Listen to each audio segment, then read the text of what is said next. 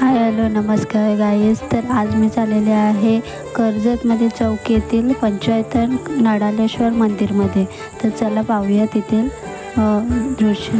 तर कर्जत पनवेल महामार्गावरून 5 मिनिटाच्या अंतरावर हे पंचायतन मंदिर आहे आणि या ठिकाणी सुंदर अशा पार्किंगसाठी जागा आहे, सुंदर परिसर आहे, प्रवेशद्वार आहे. या ठिकाणी प्रवेश केल्यानंतर नडालेश्वर मंदिर असं स्वच्छ पाणी आहे जिथे आपण पाय स्वच्छ करून पुढे दर्शनासाठी जाऊ शकतो. पंचायतन महामंदिर ह्याच्या पायऱ्या चढून वर गेल्यानंतर दीपस्तंभ दिसतं.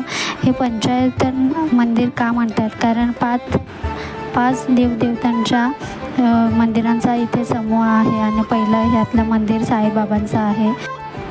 पुढे गेल्यानंतर इथला गाभारा पाहिल्यानंतर खूप छान असा परिसर आहे, मन प्रसन्न वाटतं.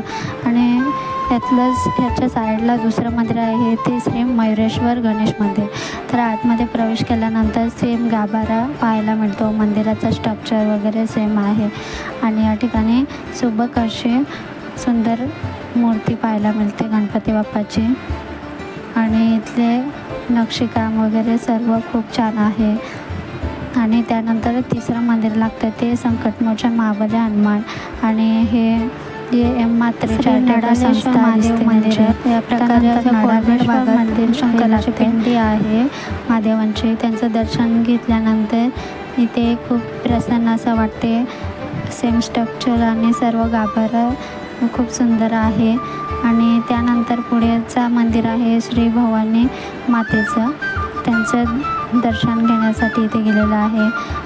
सेम स्ट्रक्चर आणि नंतर इथला परिसर खूप छान असा आहे, निसर्गरम्य आहे. आणि त्यानंतर डाव्या हाताने अशा पायऱ्या खाली उतरून गेल्यावर इथूनचा सर्व परिसर आपल्याला पाहायला मिळतो आणि हे 5ही मंदिर एका रांगेत पाहायला मिळतात.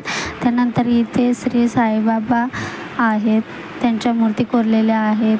त्यानंतर व्यास महर्षी आहेत, त्यानंतर गणपती आहे, श्री सरस्वती माता आहे, श्री महालक्ष्मी मातेची मूर्ती आहे, श्री कालिका मातेची मूर्ती आहे आणि श्री गायत्री माता आहे.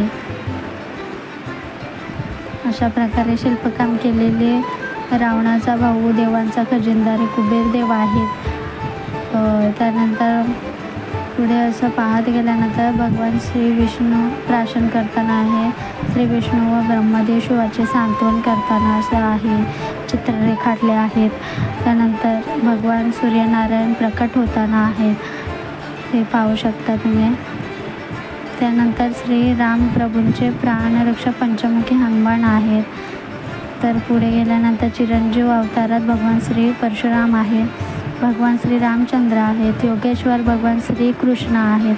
हे जे शिल्प साकारले आहे ते अरुण कारेकर यांनी साकारलेले आहेत. त्यानंतर पुढे गेल्या